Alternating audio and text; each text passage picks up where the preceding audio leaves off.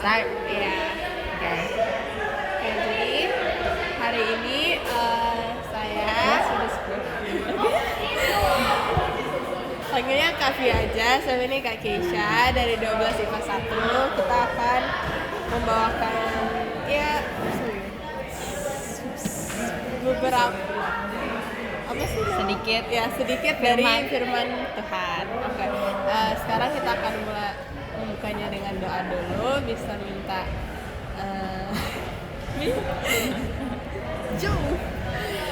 Ayo tutup. bisa minta Giselle buat membukakan kita doa. Oke, mari kita berdoa. Berdoa karena kau telah menyenangkan pada pagi hari ini sekarang. Saya Vina akan mendengarkan firman dari Kak Fia dan Kak Keisha, kiranya Engkau yang membantu mereka agar mereka bisa mengerjakan firman-Mu dengan baik, dan kiranya Engkau memberikan hikmat agar bisa mengerti tentang firman-Mu. Setelah Oke. Jadi kita akan mengambil dari Mazmur 44 ya. They didn't bring their Bible. Oh ya. Should we? Okay, you guys can read it from here. Open. I Sorry. Kita akan membaca satu pasal ini satu pasal. berganti-gantian. asik. Nah, Di first? Boleh ganti-ganti. Oke. Nih, jadi 1, 2, 3, 4 dan seterusnya. Oke. Dimulai dengan pembacaan judul terus ya. Jeritan bangsa yang tertindas. Untuk pemimpin biduan dari Bani Korah, nyanyian pengajaran. Ya Allah, dengan telinga kami sendiri telah kami dengar, nenek moyang kami telah menceritakan kepada kami perbuatan yang telah kau lakukan kepada zaman mereka pada zaman purbakala. Engkau sendiri dengan harimu telah melawan bangsa-bangsa, tetapi mereka ini kau biarkan bertumbuh. Suku-suku bangsa telah kau celakakan, tetapi mereka ini kau biarkan berkembang. Dengan manusia-manusia. Sebab bukan dengan pedang mereka menduduki negeri, bukan dengan mereka yang memberikan mereka kemenangan, melainkan tangan kananmu dan lenganmu dan cahaya wajahmu, sebab engkau berkenan kepada mereka. Engkaulah rajaku dan Allahku yang memerintahkan kemenangan bagi Yakub. Dengan engkaulah kami menanduk para lawan kami, dengan nama-Mu kami menginjak-injak orang-orang yang bangkit menyerangi kami. Sebab bukan kepada panahku aku percaya, dan pedangku pun tidak memberi aku kemenangan. Tapi engkaulah yang memberi kami kemenangan terhadap para lawan kami, dan orang-orang yang membenci kami kau beri malu. Karena Allah kami nyanyikan puji-pujian sepanjang hari, dan bagi nama-Mu kami mengucapkan syukur selama-lamanya. Salam. Namun engkau telah membuang kami dan membiarkan kami kena umpat. Engkau tidak maju bersama-sama dengan bala tentara kami. Engkau membuat kami mundur daripada lawan kami, dan orang-orang yang membenci kami mengadakan perampokan. Kau menyerahkan kami sebagai buruh dan menyerahkan kami di antara bangsa-bangsa. Engkau menjual umat-Mu dengan cuma-cuma dan tidak mengambil keuntungan apa-apa dari penjualan itu. Engkau membuat kami menjadi celah bagi tetangga-tetangga kami, menjadi olok-olok dan cemooh bagi orang-orang sekeliling kami. Engkau membuat kami menjadi sindiran di antara bangsa-bangsa, menyebabkan suku-suku bangsa menggeleng-geleng kepala. Kan itu.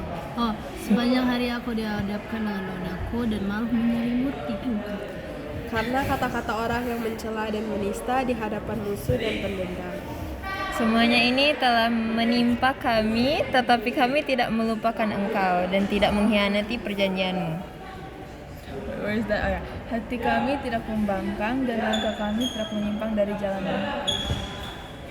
Walaupun engkau telah merumukkan kami tempat serigala, menyelimuti kami dengan kekeringan. Seandainya kami melupakan nama Allah kami dan menadahkan tangan kami kepada Allah lain, Masakan Allah tidak akan menyelidikinya karena Ia mengetahui rahasia hati. Oleh karena kami ada dalam bahaya. Sepanjang hari Kami dianggap sebagai domba-domba sembelihan. Jagalah. Mengapa engkau tidur ya Tuhan? Bangunlah, janganlah membuang kami terus-menerus. Mengapa engkau menyembunyikan wajahmu dan melupakan penindasan dan impitan terhadap kami? sebab jiwa kami tertanam dalam debu, tubuh kami terhampar di tanah.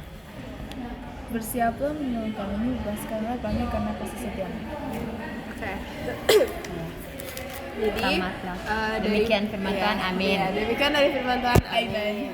Nah, jadi kalau berdasarkan bacaan tadi pasti bisa dilihat kan, ini tuh seperti kayak nyanyiannya bangsa Israel, di mana mereka pada satu sisi mereka merasa Tuhan itu atau Allah membantu mereka dengan kayak sepenuhnya sampai mereka bisa mencapai kemenangan-kemenangan melawan bangsa lain, tapi di satu sisi juga mereka berdoa dan minta kepada Allah kayak begging lah ya, kenapa Allah sudah tidak membantu mereka lagi sampai mereka tercemooh, kayak kalah gitu, dan seakan-akan Allah menjual mereka gitu sampai mereka kalah. Nah, namun di balik itu semua bisa dilihat dari ayat 1 sampai ayat 9, mereka itu bukan menang atas kekuatan mereka sendiri, karena di situ bisa dilihat bahwa di ayat 9, karena Allah kami nyanyikan puji-pujian sepanjang hari dan bagi namamu kami mengucap syukur selama-lamanya setelah. Jadi walaupun mereka sudah mendapatkan semua kemenangan itu, pada akhirnya Allah lah yang telah mereka muliakan kan, dan itu semua sungguh menyenangkan hati mereka toh. Jadi kayak mereka sangat bergembira, tapi di sisi lain juga mereka terus memuliakan Allah di namanya. Nah, tapi dari ayat 10 sampai ayat 17 itu seakan-akan mereka tiba-tiba menangis, berdoa kepada Allah kenapa Allah sudah meninggalkan mereka.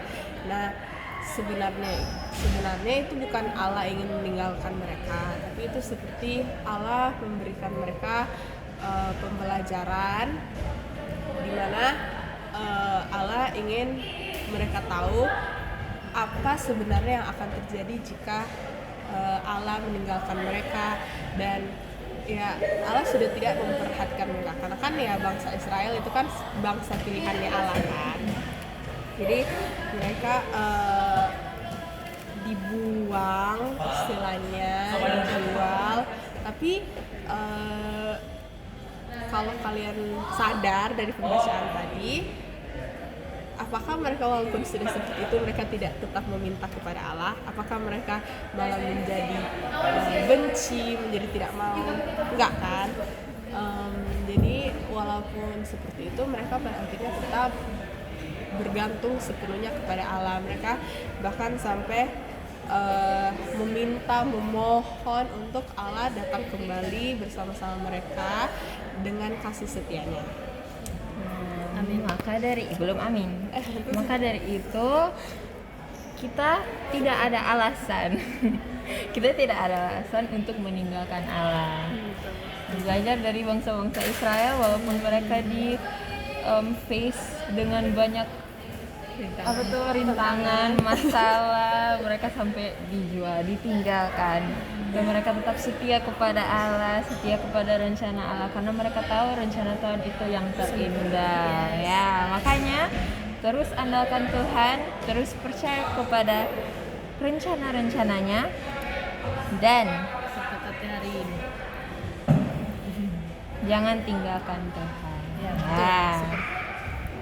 Karena sama seperti kayak yang di ayat yang terakhir kan, di ayat 27 mereka bilang bersiaplah menolong kami, bebaskanlah kami karena kasih setiamu. Karena ya mereka sadar dan yakin bahwa Allah akan selalu bersama-sama dengan mereka ketika mereka percaya. Makanya dari itu ya mereka nggak hilang harapan gitu, dan mereka percaya bahwa tantangan yang mereka hadapi hanya ya itu akan berlalu dan itu hanya untuk sesaat.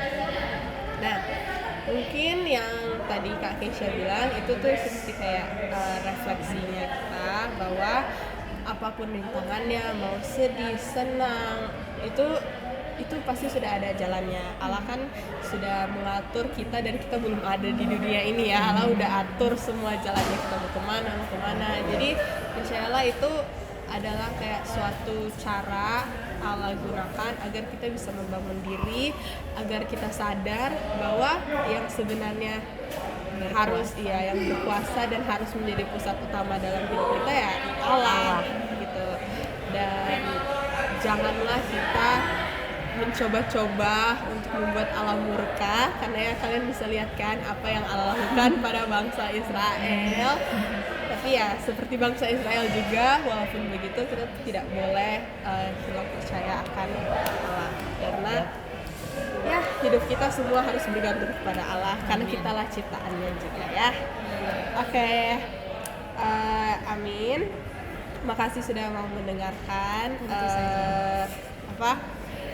devosi atau bukan devosi ya, pas break pas break udah makan lagi maafkan ya. Ini pemberitaan firman Tuhan dari saya dan saya dan Keisha. Nah, jadi sekarang kita meminta aku yang berdoa. Keisha insight. Minta insight. Benar. Satu orang satu. Satu orang satu. Insight ini yang saya baru tahu. Jadi kan sebenarnya ini DP kitab ini Aisyah pernah bahas, jadi maybe menurut saya ini bukan lebih ke insight tapi lebih ke komitmen. Bisa nggak? Bisa. berkomitmen berkomitmen kepada diri saya sendiri, kepada Allah juga, bahwa orang seharusnya di dunia ini orang andalkan Tuhan. Seperti tadi kakaknya bilang bahwa Tuhan itu memiliki rencana yang luar biasa dalam kehidupan. Dan dalam kan Tuhan ada yang itu ayat, dan kalau Tuhan itu nanda pernah ada menjanjikan hari akan hujan, hari akan terang. Jadi itu di dalam setiap kondisi apapun seharusnya orang tetap bergantung kepada kuasa Allah dan firman. Amin. Giselle? Insight basically yang baru saya ketahui dari ini, awalnya saya kira Israel itu kerjanya ngeluh doang. Jadi saya rasa kayak Israel itu maksudnya bukan bergantung, lebih ke mencari Tuhan pas butuhnya doang.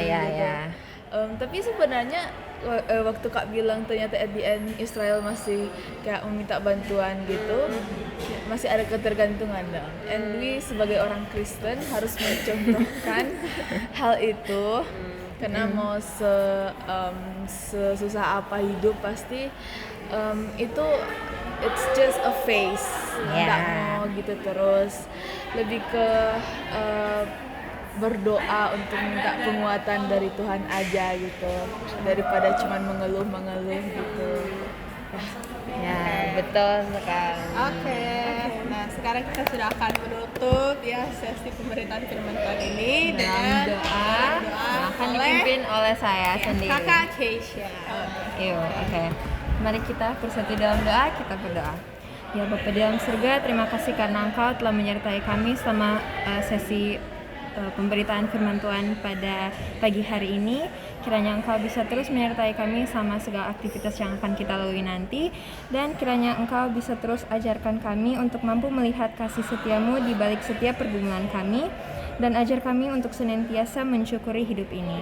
Ini adalah doa kami ya Tuhan, dalam nama Yesus Kristus kami berdoa, amin. Thank you. Terima kasih. Tuhan memberkati ya. Tuhan Yesus memberkati hidupmu. Amin. Dan lupakan Tuhan, terus andalkan Tuhan. Terima kasih.